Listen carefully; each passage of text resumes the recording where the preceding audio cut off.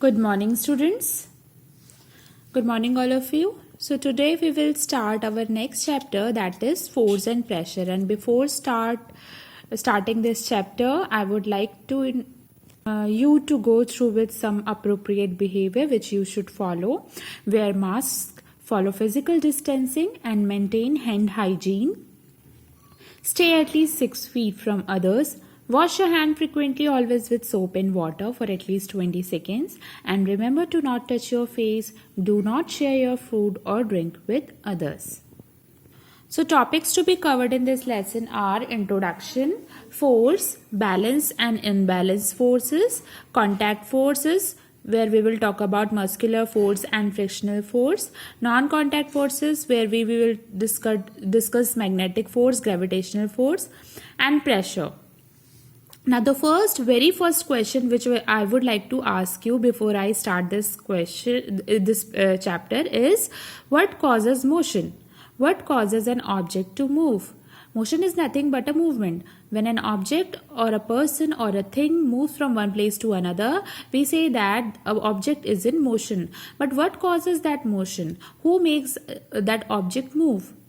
Just think of a simple thing like a ball. You have a ball. When you push the ball starts rolling and starts moving. Now if the ball is lying on a ground or on a table, until and unless you do not apply any sort of push or you do not make the ball move, do you think that ball move on its own? It doesn't happen. Okay, in order to make the ball move or any stationary body move, we need to apply an external force. So here it comes the word force. For force is actually something which causes an object to move. Not only to move, it even stop the moving object. For example, if there is a ball which is already rolling, so and if you want to stop, then there has to be some force which is apply on a ball so that it stop. Now you might say that it doesn't really happen if a ball is rolling on a ground. If we do not stop the ball, it stop on its own because a force is applied on the ball which stop its motion. Now we will talk about one kind of force. What kind of force is that? So that force is friction. So friction makes a moving ball stops on its own. So there also a force. So if you want a stationary body to move or moving body to stop, we need to apply an external force, and that force is what we are going to study in this chapter. What exactly is this force? Is just pushing an object is a force, or just trying to stop an object is a force? Is that all about force? Not really. We need to understand what is force, how do we define force in terms of physics, and that is what we will do in this first half of this lesson. Okay. Now when we're going to talk about force or the definition of force, the two terms which are used is push and pull. And what do you mean by push and what do you mean by pull?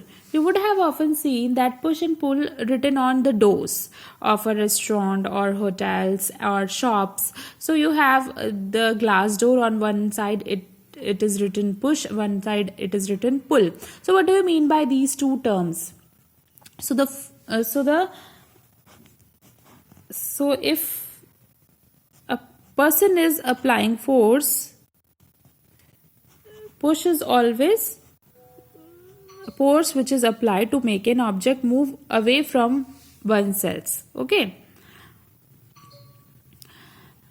So this person is pushing this box in this direction and he is here. So he wants a box to move away from itself.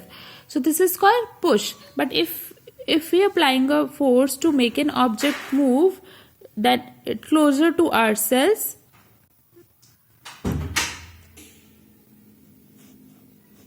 so he is trying to pull box toward himself. So it is called pull and it is called push. And force is nothing all about these kind of actions like pushing an object or pulling an object, lifting an object. So in all these scenarios, you are basically applying a force. For example, if in this case, if you want to make a box move, you need to push a box. You are actually applying force, so that is force. Now, let's suppose you are driving your car, and okay, so you can change the speed or varying the speed of a car. So you can make your car move really very fast. You can make your car move really very slow. You can change the direction of your car, whether you want to go right or left. Okay. For each of these changes, you need to apply some force. So force can change the state of motion also.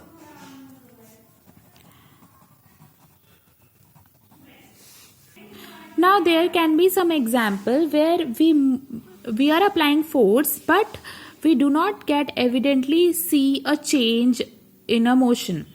Let us suppose a person is trying really very hard to make a wall move. He is applying force. Then you cannot say that he is not applying force. He is applying force, but the wall is not moving. So in this case, what will you say? That force is not causing change in the state of motion. Okay. Change happen, but it changes internally. But wall is not moving. It is extremely heavy. So the force which is applied by a person, very strong force he is applying to get, but it cannot be noticed because wall is not moving. But now if the same wall is force is being applied by a bulldozer, what will happen to the wall? The wall will just vanish, right? Because the force applied by the bulldozer is going to be very very high when compared to the force applied by the person. So sometime the change which is being brought about by the applied force is not noticeable. It's not noticeable. Okay. It's not only the state of change, state of a motion will change. Force also can make the change. Also can change the shape of an object. Let us suppose you have a balloon which is already inflated. Now, what do you think will happen if you applied some force on this balloon? If you try to press the balloon from both the side from your hands, the shape of the balloon changes. It gets pressed due to the force applied by your hand, and this shows that force application can bring about a change in the shape of an object. Okay. Take off your toothpaste tube. Whenever you press the tube, toothpaste come out. But have you ever noticed that at the same time the shape of the tube also changes as more and more paste come out of it? Okay, so what changes the shape of the tube? It is due to the force applied by your hand. Okay. Take another example where you break an object. Suppose you have a gun, plastic gun. You applied force to change the shape of a gun, but it just broken. So there is a change in the shape. So in all these examples, you have seen that when applied a force, the object might change its shape or its state of motion will change. Speed of the object change, or the shape of an object is change, or acceleration will be changed. Okay. So whenever force is applied, something will change.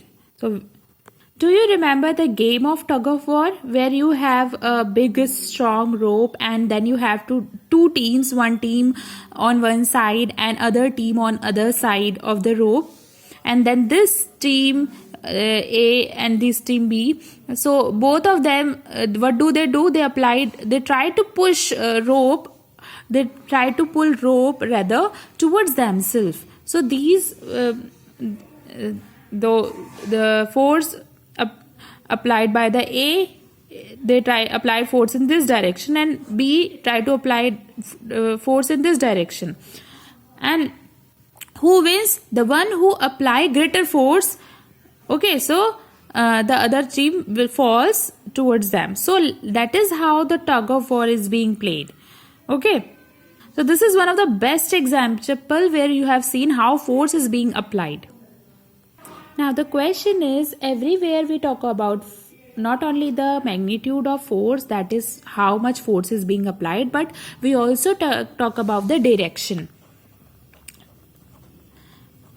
Okay, so direction is equally important. So when we talk about the direction as well as the magnitude, so force is a physical quantity which has both magnitude and direction. So what do you mean by magnitude? Means how much force is being applied. For example, if you have to move a box and now you have the same box, the first in first scenario, let us assume that you are applying a small force, that is just less force.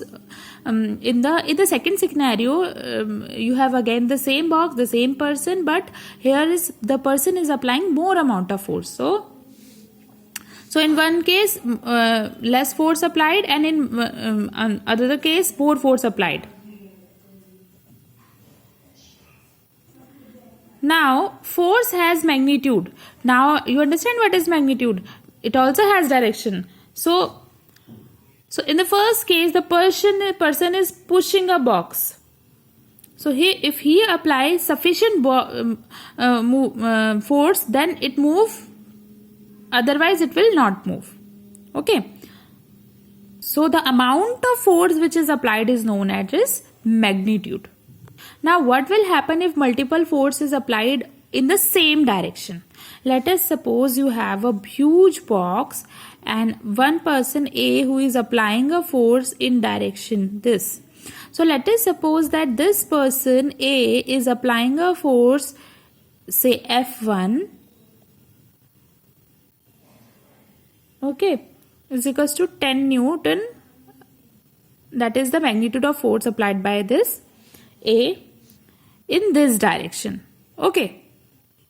And N is the Newton. Newton is the unit to when you measure force. Okay. So when we talk about force, we talk in terms of Newton. When A apply a force of 10 Newton on this box, now let us suppose that there is another person who is also pushing the box toward in the same direction. He is also applying a force in this direction. And what is the force that is applying? That, let us say, it is 20 Newton. The person B is applying a greater force as compared to person A. Now in this case, what will be the total force on this box, A and B?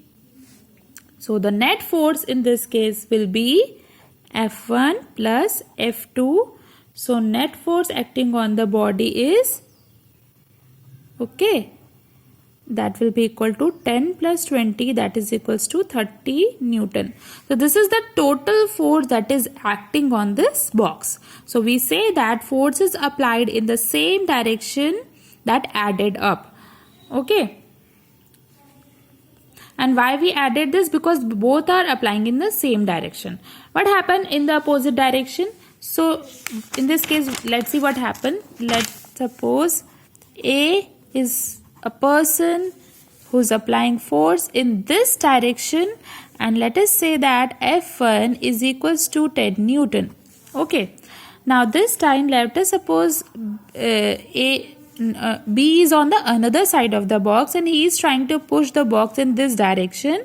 He is applying a force in this direction and the magnitude of force is 20 Newton. So in this case, what happened? When A is applying force, that box will tend to move in this direction, but at the same time somebody else is applying force in this direction. So even though so the box will move as per the greater force. So here in this case, F1 is a smaller as compared to F2. So obviously F2 is dominating. So the box move finally in this particular direction. Okay. And what would be the net force that is acting on the box will be F2 F1 minus F2. So the net force is the difference between the forces applied in the opposite direction. So here F1 10 and F2 is 20, which is equals to minus 10 Newton. So what is this minus sign indicate? This minus sign indicate that the box is moving in this particular direction, opposite. Okay. So now you understand what happened when force is applied in the same direction or in the opposite direction. Now how do we measure force? Okay, we will discuss this in our next video because I think this is enough for you today. And if you have any confusion in any topic, you can ask me in your WhatsApp group. Thank you, students.